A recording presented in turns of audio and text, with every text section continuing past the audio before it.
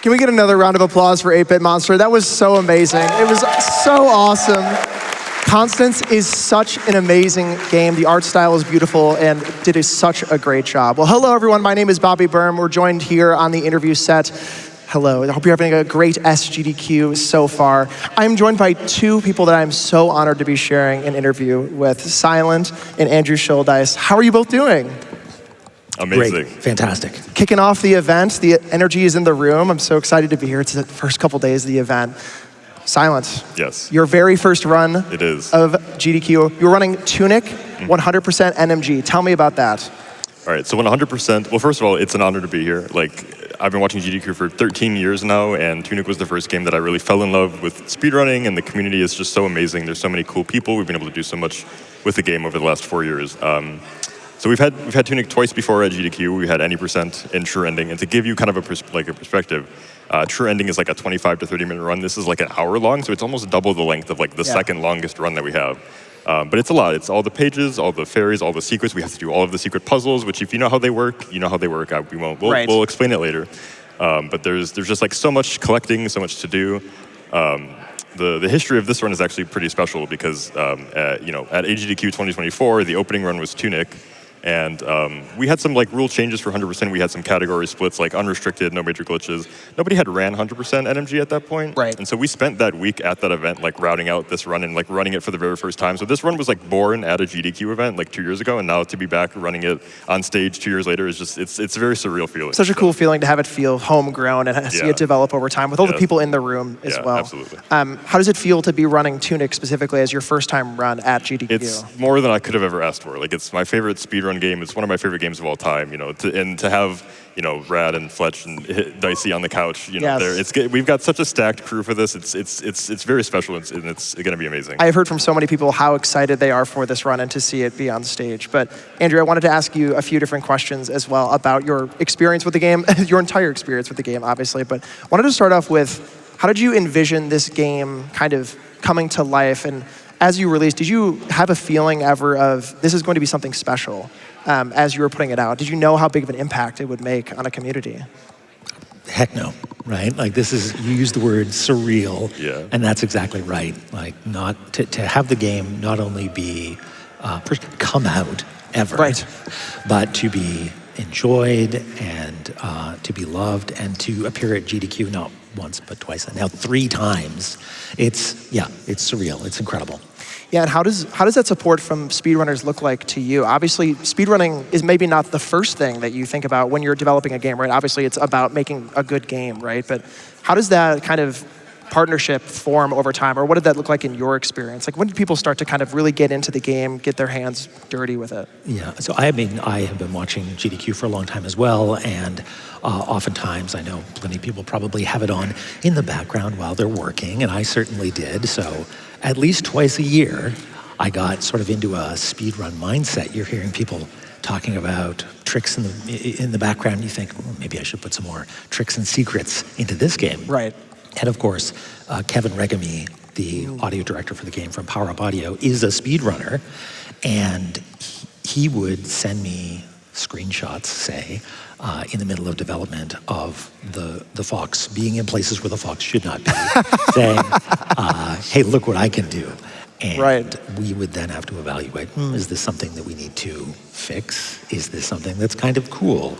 And yeah, Kevin, being a speedrunner, also was able to, well, if you launch the run later today, you will occasionally hear a little sound effect, a little signature from Kevin that is noting a glitch that we knew existed, that we found. Kevin says, hey, did you know that you can do this unexpected thing, and clip through a wall? And we thought, well, should we get rid of that? No, absolutely not. Someone's going to find that. Right. And in order to let them know, we see you, there's a little sound effect, a little sort of twinkle that is mostly Kevin saying, We know. A little bit of secrets here and there that we can expect to, if you, maybe something that you would know if you've played the game, but also some things that maybe you didn't know about the game. There's so many layers to Tunic that I just love. And for you, Silent, what does it feel like to have access, maybe not access is the wrong word, but to have such a big community of speedrunners, but also having a conversation with the person who made the game? Like, what is that like, to be able to have a conversation, a dialogue back and forth with a game that you love so much? It's honestly a really special thing because like we're very lucky to have such a great developer who is like so supportive and so just like responded to like any feedback that we have. You'll see later in the run, but we've got like the speedrun mode was specifically added several months after, and it added a whole bunch of like very nice quality of life things for us to like make some tricks easier. And for 100%, we didn't really have like there's no specific like tally or percent counter, but we've got like an end screen that shows you like your items and stuff. So there's just like a lot of like quality of life things that are like didn't have to do, but it's just there and it makes it just all the better. So yeah, no, that's a great point. And tell me, did that kind of encapsulate everything of like the things that you considered as things that a speedrunner would want afterwards? Like thinking about the timer, all the collectible screens. Is there anything else that we're like, oh, we should really add that for the sake of the community? And like, oh, I didn't even think about that. Yeah, well, it was totally deferring to the community. Like, we couldn't ask for a better group of people. Right. The speedrun community are the people that love the game the most. And being able to talk with them directly informs those sorts of things. We could make a best guess. For funsies in the game, there are, secrets hidden away, like, oh, maybe it would be nice to have a bonus sword here, maybe for speedrunners. But it's a guess. But being able to communicate directly with the speedrun community and have actual input, like, no, we need the timer to work this way, or this is the tally that we need for this category, that's invaluable, right? And that sort of collaboration is only going to make the game better, and it's wonderful. Yeah, are some of those things something you think about with the casual experience as well? I would love to know, like, if you add something for a speedrunner's perspective, right? Maybe that would affect the casual experience. Are there any kind of like boundaries or blockages that you think about there when it comes to adding something in that might detract or maybe even add to the casual experience? There's one example in particular, which again, watch the run later today. There you go. Where there was a bug, and we realized, oh, this special technique costs a little bit of magic points, and it costs way less than it's supposed to. And, it kind of impacts the casual playthrough in a negative way. It sort of obviates the need to do other stuff, right. Blah, blah, blah. So we fixed it. But we knew that it was integral to the speed run, and it would be real mean of us to take it away from you. So instead, we make you do a little dance.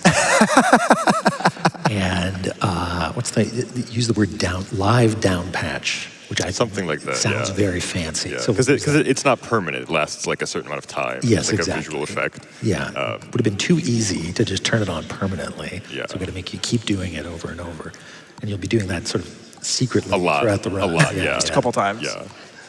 Nice. Well, the other thing I was curious about for you specifically is seeing your game run on a stage like this in front of so many people. You kind of touched on this before, being at a GDQ and what that means, but what does it mean to you personally? I want to know what goes through your head thinking, my game is about to be in front of all these people. Like, what does that feel like to you? Just static, just like cannot compute, right? Yeah. It's incredible. I don't believe this is happening right now. That's amazing to hear. And also with your first time run ever on a GDQ stage, right? It's so amazing. It's so exciting. Awesome. Well, I know we might have a little bit of a special surprise today that we want to show off. Tell me a little bit about it, and we'll get it queued up here in a second. Okay. So apart from speedrunning, I also do a lot of work on the randomizer for Tunic, which has a huge community that they're so excited about. They're always giving me crazy, silly ideas. It's like, but we just released version 5.0 a couple weeks ago, which is one of the biggest updates. And I know you play a lot of Blueprints, is that right? I play so much Blueprints, it is a little scary. So we also played a lot of Blueprints, and we saw that some other games like randomizers were kind of taking inspiration using some mechanics from that. I think Hollow Knight was one. And so what we did was we made a Blueprints-inspired entrance randomizer mode for Tunic. Yeah, we could see that. Maybe, I think we have a bit of a clip to pull up here as well.